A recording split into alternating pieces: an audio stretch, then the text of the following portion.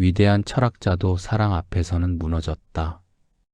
니체의 짝사랑과 무너진 자존심.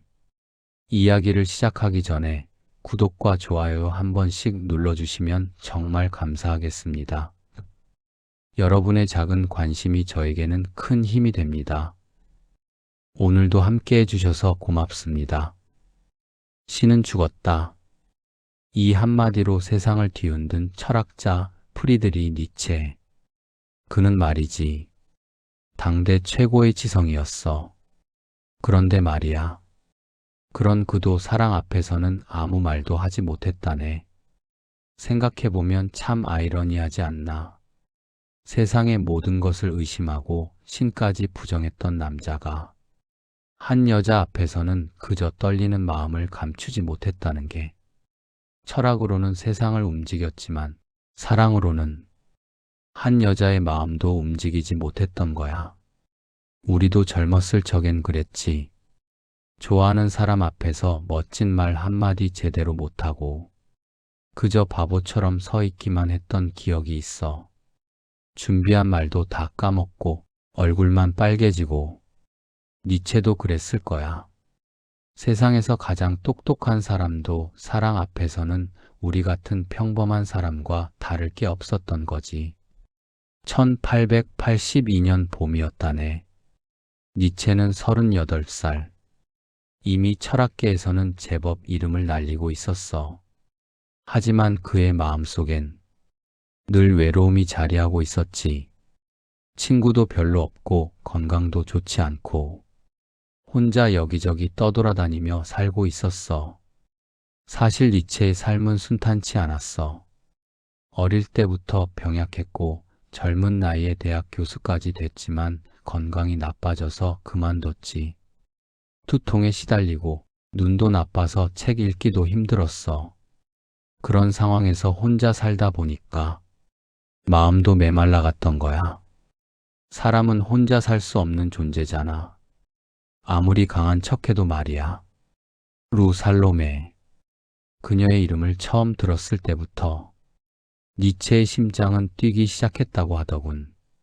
21살의 러시아 여인. 아름답고 똑똑하고 자유로운 영혼을 가진 여자였지. 니체가 그녀를 처음 본 건 친구의 소개로였어. 로마의 성 베드로 대성당 계단에서였다고 하지. 4월의 따스한 햇살 아래 두 사람은 처음 마주쳤어. 그 순간 니체는 느꼈을 거야. 아, 이 사람이다라고. 평생을 혼자 살아온 남자가 처음으로 함께하고 싶은 사람을 만난 거지. 그녀는 달랐어. 당시 여성들과는 완전히 다른 사람이었지. 자기 생각을 분명히 말하고 철학과 문학을 논하고 무엇보다 자유롭게 살고 싶어 했어. 니체는 그런 그녀에게 완전히 매료됐지.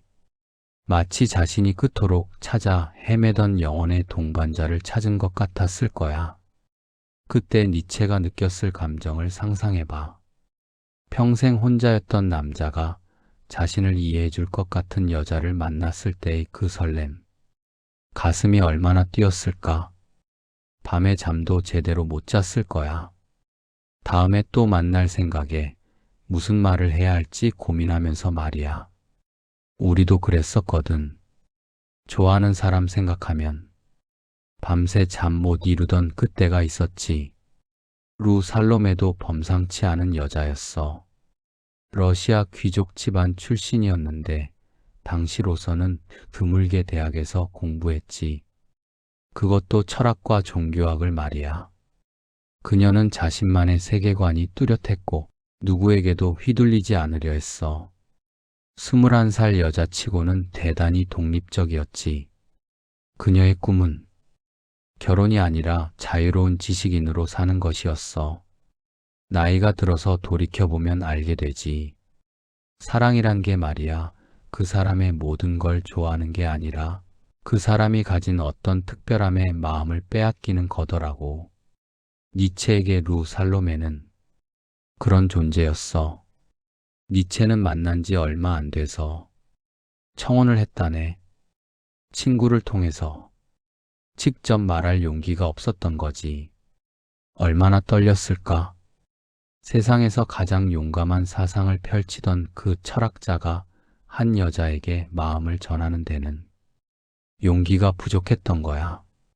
친구 파울레를 통해 전한 메시지. 결혼해 주시겠습니까? 얼마나 조심스러웠을까? 답을 기다리는 그 시간이 얼마나 길고 고통스러웠을까? 우리도 알아. 고백하고 답을 기다리는 그 시간의 무게를. 시간이 멈춘 것 같고, 심장은 터질 것 같고, 하지만 루살로메의 대답은 단호했어. 아니요. 저는 결혼하지 않을 겁니다. 누구와도요. 첫 번째 거절. 니체는 좌절했지만 포기하지 않았어. 사랑하는 사람을 쉽게 포기할 수 있는 사람이 어디 있겠나. 그는 생각했을 거야. 결혼이 싫다면 다른 방법이 있지 않을까라고. 그래서 다시 용기를 냈어. 이번엔 조금 다른 방식으로. 그럼 함께 공부하는 동반자로 지내면 안 될까요? 결혼이 아니어도 괜찮습니다. 함께 책을 읽고 사상을 나누고 그렇게 지낼 수 있다면 그것만으로도 행복할 것 같습니다. 우리도 경험이 있어. 거절당하고 나서 조건을 낮추게 되는 그 마음. 연인이 아니어도 좋아, 친구라도 좋아, 가끔 만날 수만 있다면. 자존심? 그런 건 이미 중요하지 않아. 그저 그 사람 곁에 있고 싶은 마음뿐이지. 니체도 그랬던 거야. 하지만 루살로메는 이번에도 거절했어. 그녀는 분명했어. 자신은 어떤 남자에게도 속박되고 싶지 않다고. 결혼도 싫고 연애도 원하지 않는다고. 니체 선생님, 저는 자유롭게 살고 싶어요. 누구의 아내도 누구의 연인도 되고 싶지 않아요. 제 삶은 제가 선택하고 싶습니다. 미안해요. 두 번째 거절. 이건 니체에게 치명적이었어. 사랑하는 사람에게 두 번이나 거절당한다는 건 상상이 되나? 그것도 자존심 강한 철학자가 말이야. 한 번 거절당하는 것도 가슴 아픈데 두 번이나. 그것도 다른 방식으로 고백했는데도 안 된다는 게 나이 들어보니까 알겠더라고. 젊을 때 받은 사랑의 상처는 평생 가는 거더라. 특히 진심으로 좋아했던 사람에게 받은 거절은 시간이 아무리 지나도 완전히는 아물지 않는 상처로 남아. 가끔 문득문득 생각나고 그때의 아픔이 다시 살아나고. 니체는 그 여름 내내 루살로메와 시간을 보냈어. 그녀가 거절했는데도 말이야. 함께 여행도 하고 철학도 논하고 친구 파울레까지 셋이서 시간을 보냈지. 하지만 그건 니체에게 더 큰 고통이었을 거야. 가까이 있지만 닿을 수 없는 사람. 매일 보지만 내 사람이 아닌 사람. 손을 뻗으면 닿을 것 같은데 마음은 천리만리 떨어져 있는 그 거리감. 그보다 더한 고문이 어디 있겠어.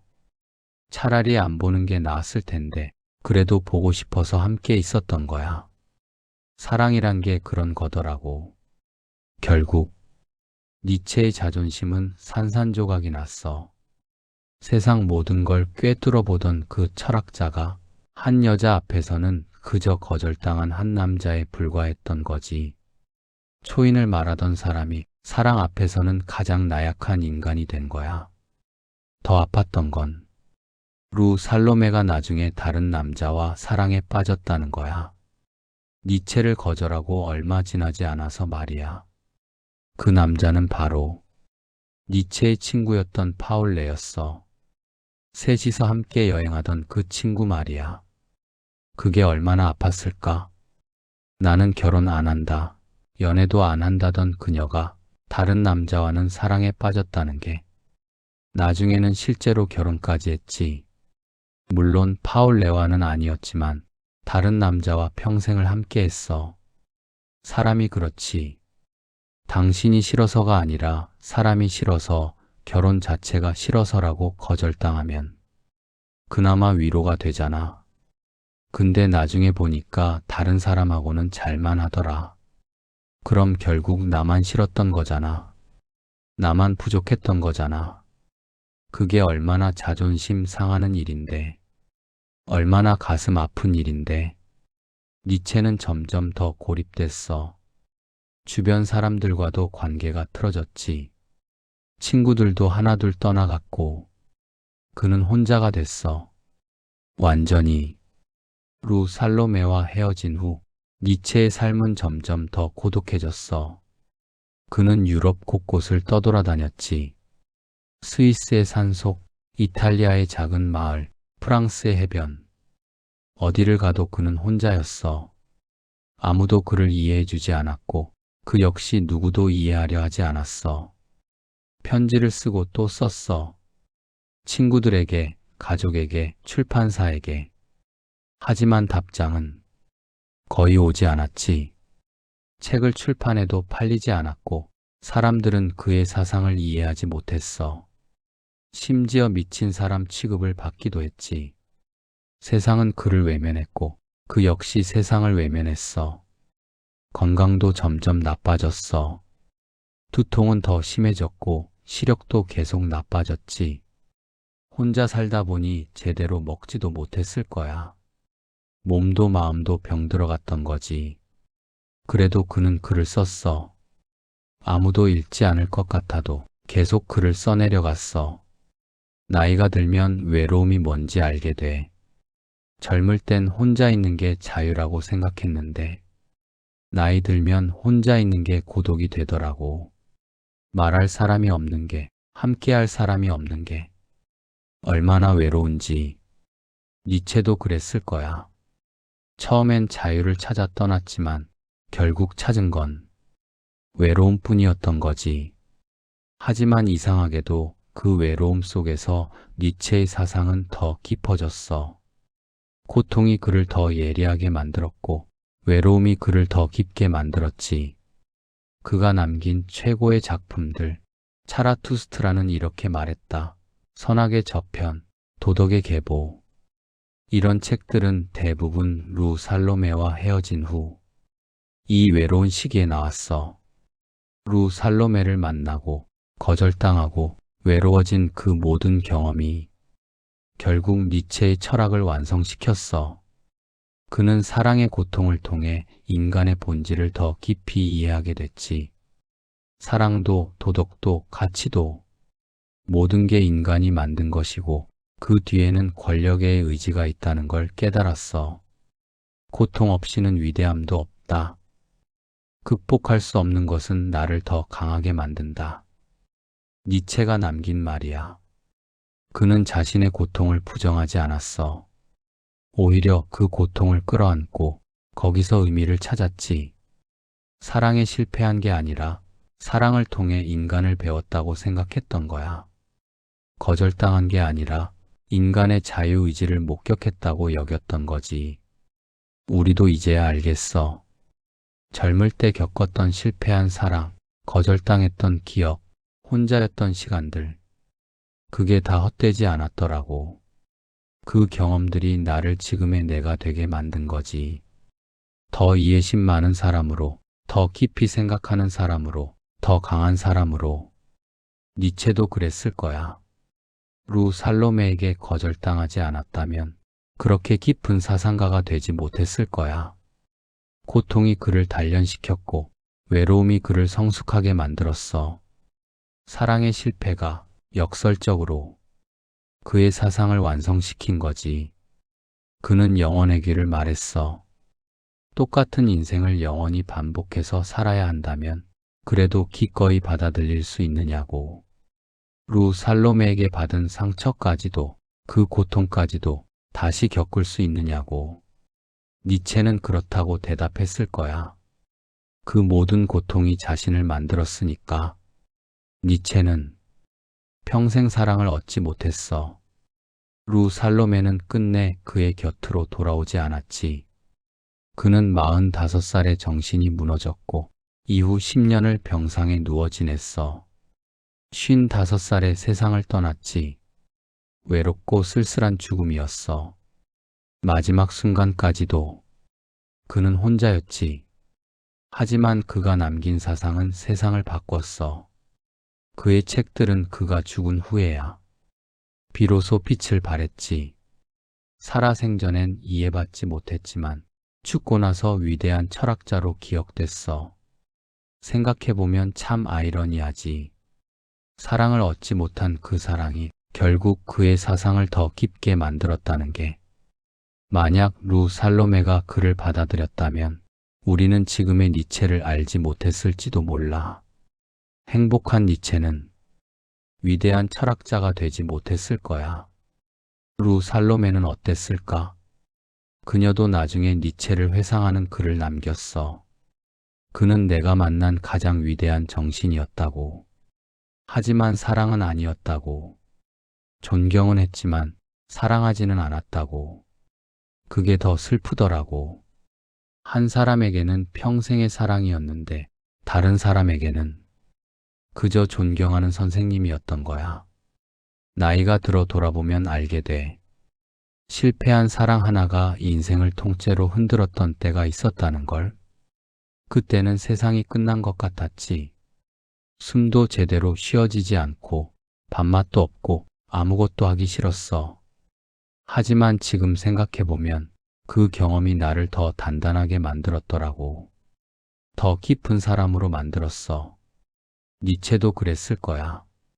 루 살로메를 만나지 않았다면, 거절당하지 않았다면, 외롭지 않았다면 그는 평범한 철학자로 남았을지도 몰라.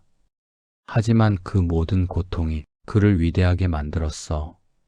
상처가 사상이 됐고, 고독이 깊이가 됐고, 실패가 성공의 밑거름이 된 거지. 사랑은 때로 우리를 무너뜨리지. 하지만 그 무너짐 속에서 우리는 더 강해지는 법을 배워. 더 깊어지는 법을 배워. 니체가 그걸 증명했어. 세상에서 가장 똑똑한 철학자도 사랑 앞에서는 무너졌지만 그 무너짐이 그를 더 위대하게 만들었다는 걸. 그러니까 말이야. 우리도 괜찮은 거야. 사랑에 실패했다고, 거절당했다고, 외로웠다고. 그게 우리를 더 깊은 사람으로 만드는 거니까. 더 이해심 많은 사람으로 만드는 거니까. 니체처럼 말이지. 젊을 때는 몰랐어. 사랑의 실패가 이렇게 귀한 것인 줄. 거절당한 경험이 이렇게 값진 것인 줄. 이제는 알아. 그때의 아픔이 있었기에 지금의 내가 있다는 걸. 니체도 천국에서 그렇게 생각하고 있을 거야. 오늘도 들어주셔서 감사합니다. 여러분의 삶에도 평안이 깃들기를.